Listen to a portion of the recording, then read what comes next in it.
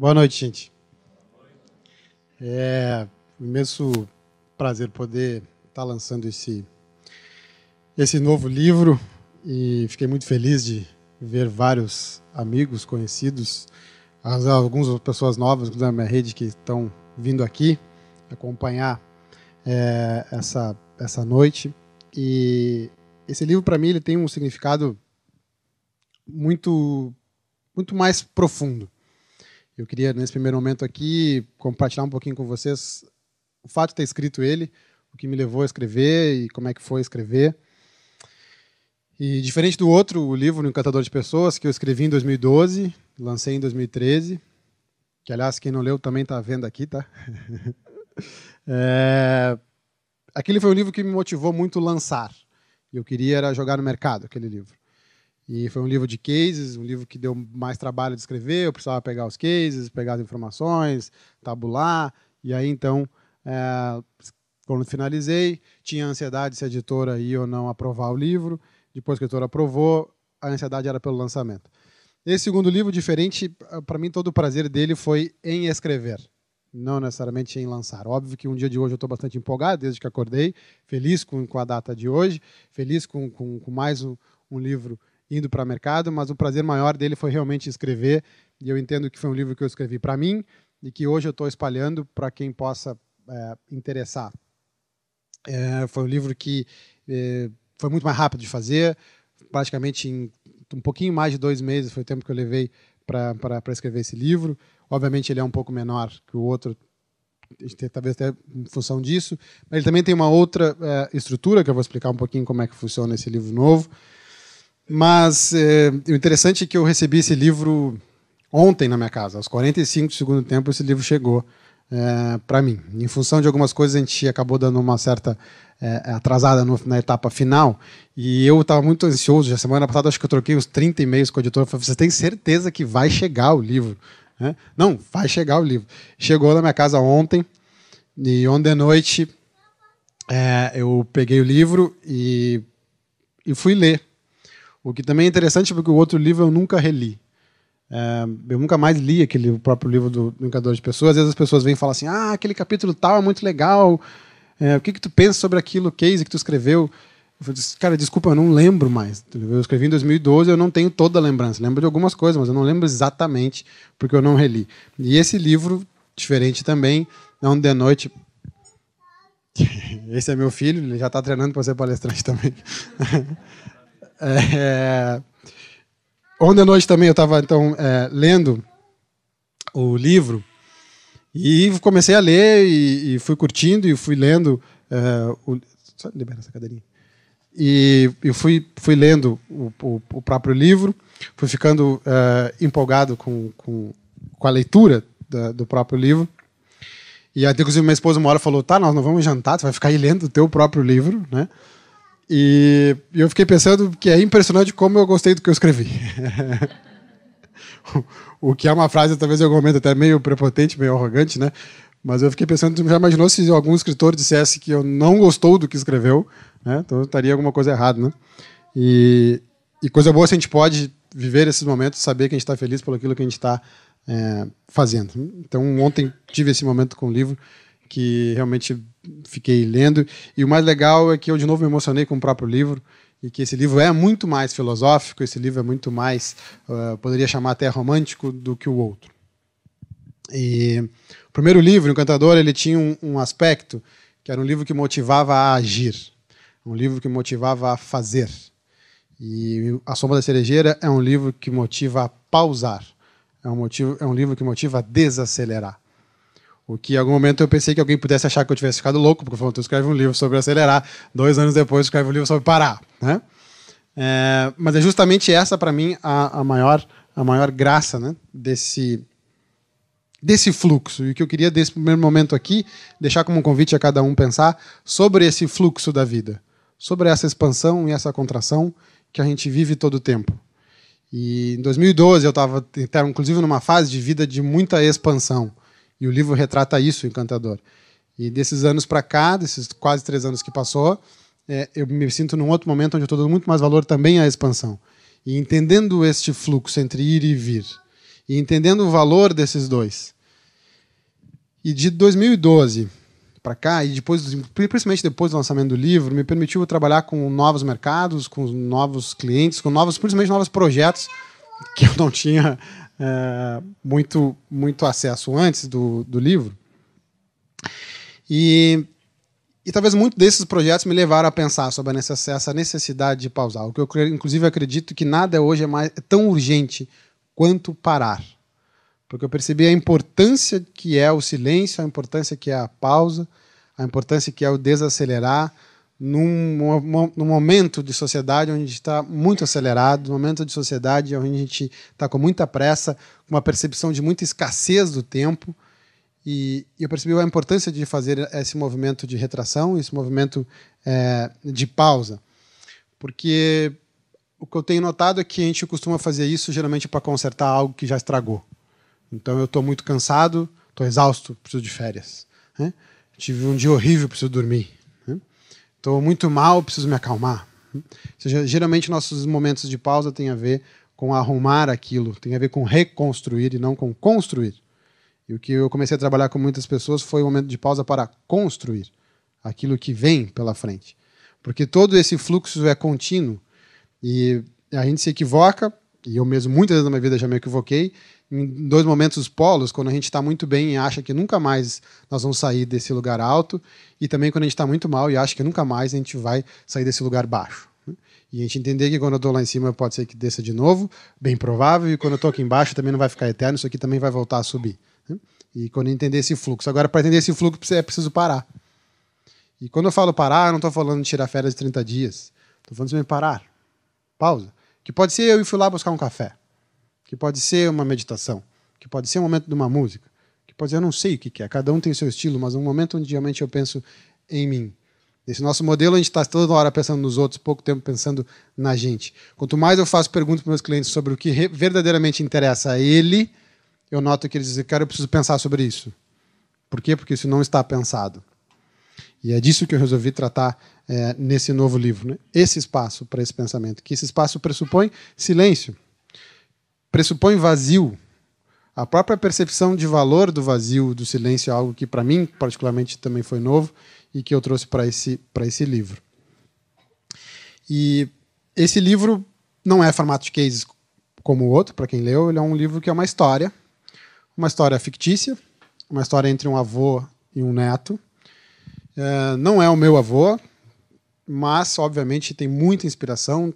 Inclusive, eu faço uma homenagem a esse livro aos meus avós. Eu tive o privilégio de conviver muito com meus 4 avós. 2 já não estão mais vivos, mas 2 têm o privilégio de ainda estarem vivos. E vivi muito com eles e entendo que muito deles está naquele livro. Mas o livro não é necessariamente a minha história com um dos meus avós. Tá? O livro é uma inspiração de diálogos que eu tive ao longo principalmente desses últimos anos da minha vida. Com amigos, com mentores, com parceiros, com clientes, com família, que foram me inspirando aí montando esse conceito do que, para mim, é esse momento de refletir a nossa própria vida. E o livro trata de uma história entre o avô que promete para o neto que vai deixar uma herança para esse neto, mas essa herança só virá se ele percorrer uma caminhada. Né? Essa herança só vai surgir caso esse neto tope alguns encontros com ele, e se o vô julgar que ele está pronto, então o vô deixa essa herança. E esses encontros todos ocorrem embaixo de uma cerejeira, que também tem uma explicação por que cerejeira, mas vou deixar para vocês lerem lá no fim.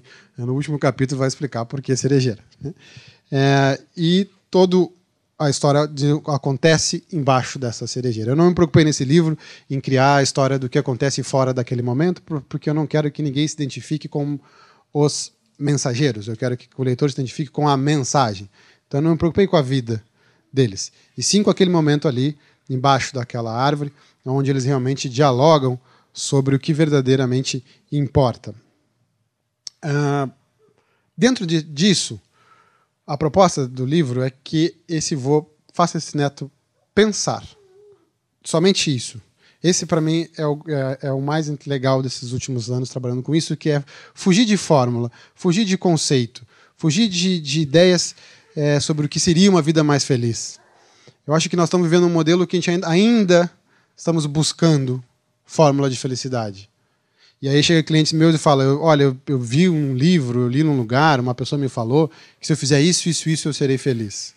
Particularmente não acredito nisso. E a proposta do livro foi que cada um possa ter um momento ali para pensar a sua própria vida e responder aquilo que está nesse início aqui, que é o que verdadeiramente te interessa.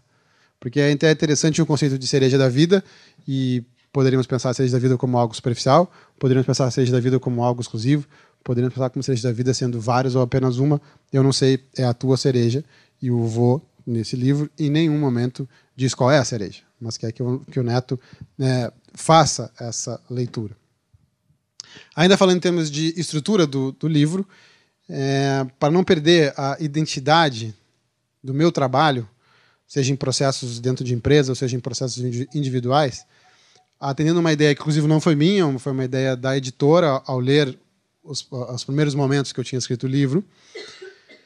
A cada capítulo existe um negócio chamado observação comentada, no final de cada capítulo. E a observação comentada aí não é mais a história, aí sou eu, Gabriel, a primeira pessoa, comentando o diálogo que eles tiveram, traçando um paralelo entre esse diálogo com aquilo que eu vivi, seja na minha vida pessoal ou seja nos meus trabalhos, fazendo de alguma forma que ajude ainda mais a explorar aquele tema que foi trazido.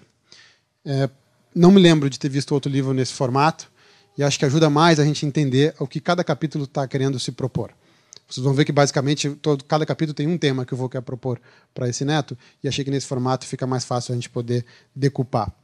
Outra coisa que eu achei que foi uma ideia que veio em cima do lançamento do primeiro, porque eu recebi muita gente me dizendo: ah, Gabriel, li teu livro em 2 noites, li teu livro em 12 horas, li teu livro numa madrugada. Eu tive esse feedback de muita gente, né? De pessoas que leram meu livro em menos de uma semana. No primeiro momento, a vaidade agradece, fala que legal, eu escrevi um livro muito bacana mesmo. Depois a gente vai passando um pouco dessa onda, né, e vai entendendo um pouquinho mais o que isso representa. E comecei a fazer um certo questionamento, que será que em tão pouco tempo dá para entender tudo que eu, pelo menos, tentei escrever naquele livro? E pelo exercício dessa dúvida que eu resolvi ter uma ideia nesse livro chamado Espaços Vazios.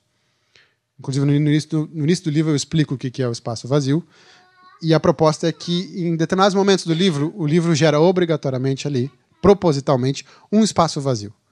E a minha ideia é que o leitor usufrua desse espaço vazio, de silêncio. E, de preferência, feche o livro, né, e processe um pouco do que está ali. Ah, mas eu estou muito, muito ansioso para saber o resto do livro, não vai dar para fechar o livro. Tá bem, então pelo menos segura um pouquinho, né? 2 minutinhos, dá uma respirada. Conecta nessa história, vê o que isso tem a ver com a tua vida, para seguir. O convite do Espaço Vazio foi esse, que a gente achasse um momento para parar um pouquinho e dar uma refletida. E aí, então, acaba tendo um formato de livro entre história, observação comentada e Espaço Vazio, que particularmente também achei que ficou um modelo muito legal, como eu falei, que foi sugerido pela editora. Depois disso, eu tive também um privilégio de convidar o Túlio Milman para ser o prefaciador. Então, agradeço também o Túlio por essa oportunidade. Nós já faz em torno de 1 ano, começamos a fazer alguns projetos juntos, e eu me lembro de ter alguns papos filosóficos no Press, a maioria, inclusive, né? O Press testemunhou várias conversas mais profundas nossas lá, e achei o Túlio como jornalista, poderia estar fazendo um texto bacana, e o dia que o Túlio mandou o prefácio para mim, por e-mail, foi um dia que eu fiquei emocionado de ler o prefácio, e naquele dia me lembro de mandar um WhatsApp para minha esposa dizendo: chegou o prefácio do Túlio, eu tenho certeza que esse livro ficou legal. Porque não estou nem dizendo exatamente o que ele disse, mas a emoção que estava. Aí isso também gera um pouco mais de curiosidade para vocês lerem o prefácio, tá? Mas a emoção daquilo ali era o que eu queria. Depois, a Luciana, que é a dona da editora Integrare, que obviamente também leu o livro, mandou uma mensagem dizendo: Gabriel, eu precisei ir para um parque, porque o teu livro pede que eu leia fora do escritório, e eu estou aqui há 2 horas me lavando, chorando. Falei, legal. Feedbacks bacanas, né? O livro tá cumprindo o seu objetivo. Pouquíssimas pessoas leram ainda realmente o livro, mas era essa a minha intenção, conectar muito mais emoção. O outro livro, eu diria que conecta muito mais motivação. Faz as pessoas, levanta e vai em busca do que tu quer. E esse livro é mais com o objetivo de tocar coração mesmo. Porque, volto a dizer, desse tempo do outro livro para cá, embora não seja tanto tempo assim, 2 anos e meio, 3 anos, muita coisa mudou no meu trabalho, eu mudei muito como pessoa e comecei a sentir ainda mais a necessidade de mexer com emoção. E para que a gente possa mexer com emoção, é importante a gente possa ter espaços para conversas mais significativas, para conversas mais profundas. E, lamentavelmente, eu tenho percebido que nós estamos muito carentes de conversas realmente profundas. O casal senta lá na minha frente e fica discutindo a toalha molhada. O sócio fica lá na minha frente e fica discutindo o estacionamento que tem na empresa. O chefe funcionário senta na minha frente e fica falando 5 minutos que chegou atrasado. Gente, não é isso, né? Nós vamos debater o problema no Brasil e a gente fala do governo que roubou. Tudo isso é válido discutir, a toalha, o estacionamento, tudo. Mas não é esse o verdadeiramente relevante. Esse casal, o que é verdadeiramente relevante é se amam. Sócios, verdadeiramente, que se querem em primeiro lugar. Chefe, funcionário, verdadeiramente, se aquilo ali está funcionando, essa relação, e ela tem significado para os dois. O Brasil precisa ser um país mais correto, é nós que temos que ser mais corretos, porque nós seguimos, todos nós aqui, tendo atitudes não éticas, não corretas, e nós ainda somos corruptos como brasileiro. Isso é verdadeiramente o que a gente precisa discutir. E quando eu comecei a encontrar esses lugares de mais verdade, de mais profundidade, primeiro me dá conta que essa conversa não surge no corredor. Essa conversa não surge em 5 minutos. Essa conversa realmente surge com pausa. E as pessoas não têm mais tempo para dar pausa. E se eu digo para alguém que nós precisamos fazer um trabalho de pausa, aliás, há pouco tempo, porque é muito difícil uma empresa me contratar para isso. Muito difícil, né? Os workshops que eu tenho mais de trabalho, para transformar o líder de alta performance, esse vende, né? A gente bota isso aí na internet, vende. Aí quando eu vou lá conversar com o dono da empresa, eu falo assim, não, cara, eu quero fazer um trabalho com a tua equipe, de pegar uma tarde, nós vamos fazer uma pausa com essa equipe. Ele falou, tá louco? Eles não vão trabalhar? Falou, é isso, é esse paradigma que eu quero que a gente quebre. Porque não há um cliente no meu escritório que quando está lá, sem o chefe por perto, ou sem o sócio, ou sem a esposa, ou sem o filho, que não diga, sim, eu quero uma vida mais fácil. Alguém quer uma vida mais difícil? Se quiser, assista em pé, que é mais difícil. Ninguém quer. As pessoas querem a vida mais fácil. Mas quando a gente volta para os nossos ambientes, seja a nossa família, seja o casamento, seja os filhos, seja amigos, seja o trabalho, entramos numa roda automática, onde é até feio falar isso, porque isso seria uma fraqueza. E foi aí que começou, então, a despertar esse meu interesse por tratar mais esse assunto. Porque eu percebo que a gente está criando alguns conceitos que fazem muito mal para nós mesmos. Um deles, inclusive, quem já conhece minhas palestras, eu já falo há algum tempo, sobre o supervalor que a gente dá para o esforço. E nós continuamos dando supervalor para isso. E a gente vem de uma geração onde, muitos anos, o valor estava nisso. E se você não rasgar a sola de sapato, se você não suar pra caramba, se você não escorrer sangue, não teve valor. Você tem que se ferrar para ter valor na vida. Você não se ferrou ainda. Né? Aliás, é muito comum pessoas mais velhas dizerem isso para o mais novo. Tu ainda não te ferrou na vida. O que, na verdade, deveria ser tu ainda não viveu o que eu já vivi. Aí ele tem razão, mas o se ferrar não é um pressuposto. E para que pudesse ficar bem-sucedido, para que pudesse ter um negócio de sucesso, uma carreira de sucesso, reconhecido com dinheiro, tem de novo que se ferrar. Senão isso não teria valor. E a gente vai vendo nos últimos tempos uma sociedade que rapidamente está mudando, onde a gente enxerga uma gurizada com 20 anos, que simplesmente tem uma bela ideia na cabeça. Segundo ponto, sabem botar em prática, porque uma bela ideia na cabeça, basicamente, todo jovem de 20 anos tem. Mas um grupo pequeno sabe colocar em prática. E depois um terceiro ponto ainda menor, que teve uma grande ideia, botou em prática e foi útil para um público. E aí a gente vê esse cara de 20 anos em 6 meses ficar milionário. Todos vocês acompanham notícias de casos assim. E esse cara não se ralou. Não queimou o sol do sapato. Não sangrou. E ele ficou muito bem onde ele está. E a gente fala, e agora, velho? Como é que fica esse cara aí? Com 20 anos. Tá tendo esse valor. Aí vem isso para esculhambar tudo. Diz, tá mudando todas as regras. Tá mudando todo o jogo. No modelo de educação, os professores não sabem mais o que fazer. Porque o que o professor ensina em aula é 0,6% daquilo que o Google tem para ensinar. Então a gente está mudando tudo. todo esse processo. Então, ou seja, colocar esse valor todo no esforço está só nos deixando mais ansiosos. Porque a gente quer contar isso depois, né? Então, eu estou me ferrando na vida, né? Lembra, alguns que eu sei que já conhecem bem meu trabalho, e eu falo sobre isso muitas vezes, né? Então, eu estou me ferrando, né? Estou cansado. Aquela voz assim... Como é que você está? Estou na luta, né? Na batalha, né? E o valor está no esforço, né? Você pergunta pro cara, ei, como é que você está? Que legal que isso foi promovido. Mas tu não sabe o quanto eu me ferrei para ser promovido. Demorou meses para reconhecerem, né? E fica essa coisa forte do esforço. Isso vai na contramão de a gente estar podendo discutir o que verdadeiramente importa e está na contramão de a gente ter uma vida mais simples. Um outro ponto que me parece bastante presente tem a ver com dinheiro, tem a ver com consumismo, tem a ver com vaidade.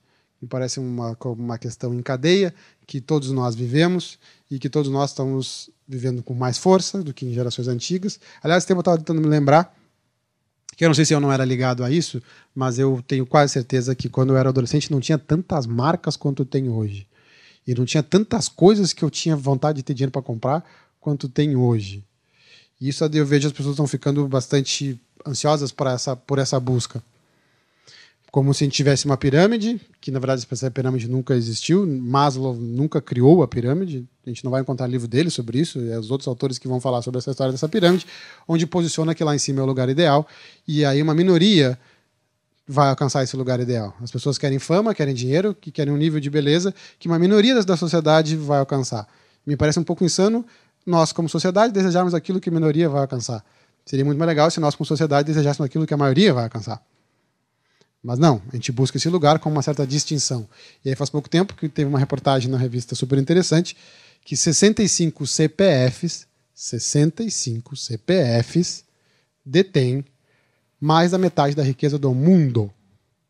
65 CPFs detêm mais da metade da riqueza do mundo. E, cara, alguma coisa está errado. Não sou a favor do socialismo, não sou a favor de comunismo, quem produz mais tem que ganhar mais, mas alguma coisa está errada. E, obviamente, esse público não é ele que quer mudar esse sistema, porque ele está no ponto mais alto da pirâmide e para ele está ótimo que seja assim. O que a gente precisa é desse ponto para baixo, que a gente comece a fazer, de fato, conversas mais profundas, conversas mais significativas. Ao meu redor, ao nosso redor. E é isso que esse avô está propondo para esse neto nesse livro. Que pare e observe essa máquina toda rodando. Porque me parece um pouco estranho quando eu escuto clientes dizer assim, sim, eu sei que eu trabalho um monte, eu sei que eu me ferro trabalhando, mas no fim do ano eu posso tirar umas férias e ir para a Europa. Falar, amigo, vamos fazer um raciocínio. O ano tem 365 dias. Você se ferra 315 dias. Você se diverte mais ou menos 30 dias ao longo do ano. E você tira umas férias de mais uns 15 dias. Não faz sentido essa matemática. Mas tem pessoas que usam isso como justificativa. Não, eu sei que tá uma merda, mas no fim do ano eu vou poder fazer não sei o quê. Né? E troca vários por um pequeno momento. E eu não estou aqui, em hipótese alguma, sendo contra dinheiro e todas as coisas que o dinheiro propicia. Mas estou querendo que a gente faça essa reflexão. Em nenhum momento o vô diz para o neto no livro, esquece dinheiro. Mas simplesmente o vô está botando consciência sobre esse assunto. Que esse é o meu interesse nesse livro, né? Que a gente possa de fato pensar sobre isso. Eu fico pensando inclusive sobre dinheiro e felicidade. Eu diria que isso tem graficamente essas linhas chegam a um ponto que elas se cruzam, porque para aquela pessoa que ganha R$1.000 por mês e disser para ela que ela vai ganhar R$5.000 por mês, o índice de felicidade dela bem provável vai aumentar, porque vai impactar de R$1.000 para 5.000 numa condição que realmente vai aumentar a felicidade dela. Eu tenho um pouco de dúvida se a pessoa que ganha 15.000 para 20.000 se vai também aumentar tanto assim. Aí alguém vai dizer, tá, Gabriel, mas eu queria os 15.000, eu queria 20.000. Sim, eu também. Eu só estou querendo dizer que vai chegando um ponto que o dinheiro vai perdendo essa relevância. Há pouco tempo, eu estava mostrando com um cliente meu, que é um trabalho que eu tenho feito numa empresa no Paraná, do qual o cara tem, inclusive, muita grana. Ele falou, Gabriel, muito dinheiro que eu tenho nos difere em alguns poucos dias do ano.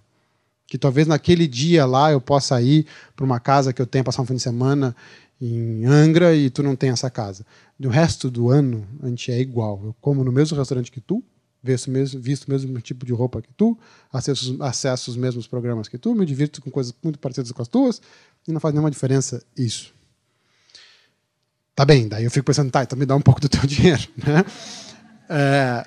Então, de novo, eu não estou sendo contra o dinheiro, mas quando a gente consegue entender isso, talvez diminua um pouco essa pressão. Aí tem gente que fala assim, mas eu não tenho a pressão por ter dinheiro. Tá bem, mas em que lugar bate a pressão por reconhecimento? Porque às vezes algumas pessoas podem até não ser por dinheiro, mas aí quer algum grau de reconhecimento, porque tem a ver com a vaidade. Todos também temos. E eu acho que se nós conseguimos ter uma sociedade onde individualmente a gente passe mais tempo pensando sobre o que realmente me interessa, sobre o que realmente faz a minha vida valer a pena, então a gente começa a fazer um processo de transformação. Principalmente se a gente puder fazer isso para aqueles que vêm depois da gente. Aqui, tirando o meu filho que é bem pequenininho, que está por aí, o resto já tem uma certa idade. O que a gente deixa para essas gerações? Porque mudança é lento. O Brasil tem que mudar, é óbvio, o Brasil tem que mudar, o Brasil tem que mudar um monte de coisa. Mas mudança é lenta, é de gerações para gerações, é 20, é 30, 50 anos para fazer uma mudança. E como é que a gente começa a mudança? É nós dentro de casa. O que eu ensino para o meu filho? O que eu motivo as crianças que estão à minha volta? Sobrinhos, pode ser o filho do vizinho, a entrar nesse modelo competitivo, que é uma coisa que me parece muito insano, onde os filhos já com 10 aninhos já são mini executivo, mini chefe de cozinha, mini ator, mini isso, mini aquilo, né? Mini tudo isso, porque isso que é bacana. E já tem que saber fazer. Aliás, esse dia eu estava vendo numa reportagem de uma escola em São Paulo que educa filhos de CEOs de empresa, e a agenda deles é intensa das crianças. Né? Chega a ter até já prova de mandarim, porque é a língua que deverá dominar o mundo. Né? O que é mais estranho é que, se a gente pegar hoje, quem tem um filho de hoje, 10 anos, pense que a profissão que esse seu filho vai trabalhar ainda não existe. Quem tem filho de 10 anos, a profissão que o teu filho vai exercer, daqui mais ou menos 10 anos, ela ainda não existe. Portanto, não é não me parece tão inteligente quando a gente fica levando essas provocações, e sim que a gente faça as pessoas pensarem o que verdadeiramente importa. Quero que vocês lembrem quando a gente era criança, a gente está no colégio, aí tem um professor muito legal, vamos supor um professor de biologia. Aí ele é um professor apaixonado por biologia. Então ele é engraçado com biologia, então ele dá exemplos legais com biologia, então ele fala de uma forma leve sobre biologia, ele encanta os alunos com biologia. O que acontece com a gente criança? A gente chega em casa e fala, pai, mãe, quero ser biólogo. Lembram disso? Seja com vocês ou com filhos de vocês. Na verdade, a criança não está se apaixonando por biologia, ela está se apaixonando por se apaixonar. Ela está se apaixonando por ser apaixonado. Essa, para mim, é a diferença. Ela está dizendo, eu quero viver o que esse cara vive, que é esse encanto por aquilo que ele faz. Tá bem. Isso é uma construção. Isso não é uma luz. Isso são conversas significativas e não a conversa do se você sabe ou não logaritmos para passar no MEC. E sim conversas mais significativas. Essa é a ideia que foi norteando todo o meu momento de escrever esse livro, que eu escrevi basicamente 2 momentos, na varanda da minha casa e dentro de avião. O avião é muito interessante porque é um momento que nós obrigatoriamente ficamos isolados do mundo. Se alguma coisa acontecer no mundo naquela hora, a gente não sabe. E, por um lado, é bom. E foi um momento que eu tirava muito para escrever, né, o livro, que, na verdade, é um diálogo muito presente na minha própria cabeça. Então, eu espero que vocês possam ler, curtir, entender essa proposta e que cada um possa pensar um pouquinho sobre a sua própria cereja da vida. E, por fim, uma questão que eu queria compartilhar e que me inspira também muito nesse livro, tem uma frase, vou ver se eu consigo lembrar de cabeça, mas tem uma frase de um psicólogo que é escritor alemão, e ele fala o seguinte: não posso lhe dar algo que já não exista em você mesmo. Não posso lhe abrir um mundo de imagens que já não exista na sua própria alma. O que posso lhe dar é a chave, é o impulso, é a oportunidade. Posso lhe ajudar a enxergar o teu próprio mundo. E isso é tudo. Eu acho essa frase extremamente inspiradora e muito a ver com o meu trabalho. Eu ainda recebo, com uma certa frequência, pessoas mandando mensagens e e-mails em função do primeiro livro. E é interessante que as pessoas às vezes mandam dizendo que teu livro mudou a minha vida. Meu livro não muda a vida de ninguém. Meu trabalho não muda a vida de ninguém. Algumas pessoas se dispõem a mudar diante do livro ou diante de uma fala. Não sou eu que estou ali mudando ninguém. E essa posição, inclusive, eu tenho tentado fugir dela. Porque, de novo, ela alimenta muito a vaidade, mas ela não é prática. E, aliás, há poucos dias eu recebi uma mensagem de uma pessoa do norte do país, numa cidade, inclusive, que eu nunca fui, onde a pessoa diz, Gabriel, uma mulher dizendo, eu li teu livro, tu é um ser iluminado, transformador, uma alma, não sei o quê, não sei o quê. Eu vou vontade de dizer assim, fala um pouquinho isso para minha família, né? O meu pai, para minha mãe, para minha mulher, porque de perto não é bem isso, né? Que eles pensam, né? E que aliás, a minha irmã disse que é. E que, aliás, esse conceito, só fazendo um parênteses aqui, né, gente? Esse conceito me lembra também a frase do Caetano Veloso, que é de perto somos todos loucos. Eu acho que por isso que guru é uma figura que sempre viaja muito, né? Porque ele chega, faz o guru e vai embora. Porque se eu morar com o guru, vai dar problema, né?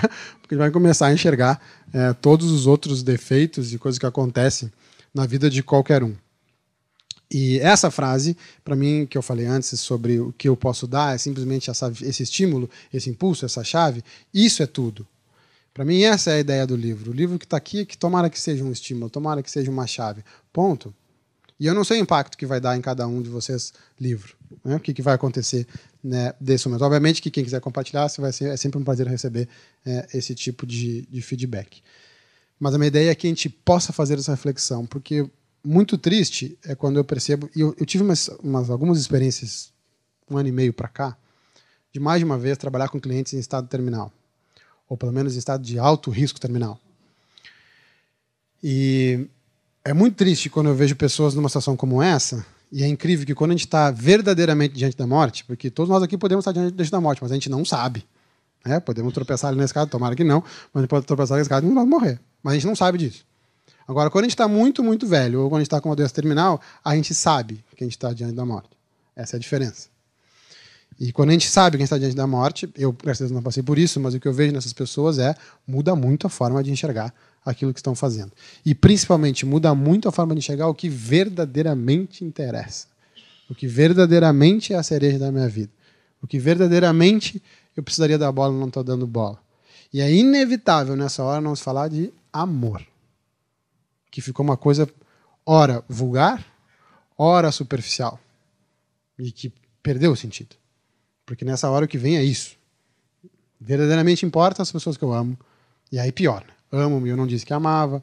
Amo e eu não convivi. Amo já morreram antes de mim. Né? Começa uma lista de coisas que deixam as pessoas incomodadas com aquilo. Isso para mim tem a ver com o que verdadeiramente importa e verdadeiramente interessa. E posso dizer que muitas dessas conversas inspiraram esse próprio livro. Essa figura de estar entendendo com uma profundidade maior do que nós aqui sobre o que é realmente estar próximo da morte. E, ao mesmo tempo, independente se está próximo da morte ou não, pessoas tão vivas, tão vivas. Eu tive a oportunidade de trabalhar um projeto no Rio de Janeiro, há um ano atrás, mais ou menos. Tinha uma senhora de 92 anos, e ela falou assim para mim, 92 anos, e ela falou assim para mim, Gabriel, eu quero estar viva até na minha morte. Eu falei, pô, é mesmo? Como é que... Me explica um pouquinho melhor, né? Que de cara eu não entendi muito bem. Ela falou, não, eu quero estar viva, eu quero ver a minha morte. Eu quero estar vivo para saber, estou morrendo. Olha a profundidade disso. Né? Eu falei, essa é uma pessoa viva. Essa é uma pessoa que vive, não sobrevive. E nessa caminhada dos últimos anos eu vi muita gente que sobrevive. E sobreviver e viver tem uma imensa diferença. E as pessoas mais encantadoras que eu conheci nos últimos anos são pessoas que vivem, independente dos problemas, independente da pirâmide. Elas vivem. E, para mim, a sombra da cerejeira, eu vou usar uma expressão que o Túlio escreveu, que eu acabei me apropriando dessa expressão, quando ele fala que é uma sombra que projeta luz. Eu gostei muito dessa expressão, eu acabei usando ela mais vezes. Eu espero que essa sombra seja, de fato, uma sombra que projete luz, que essa sombra realmente seja um estímulo para viver, não necessariamente para sobreviver, porque eu realmente acredito ainda que viver é, de todos, o melhor remédio. Então, muito obrigado, gente. Agradeço a vinda. Valeu, de coração. Obrigado. Valeu. Valeu mesmo.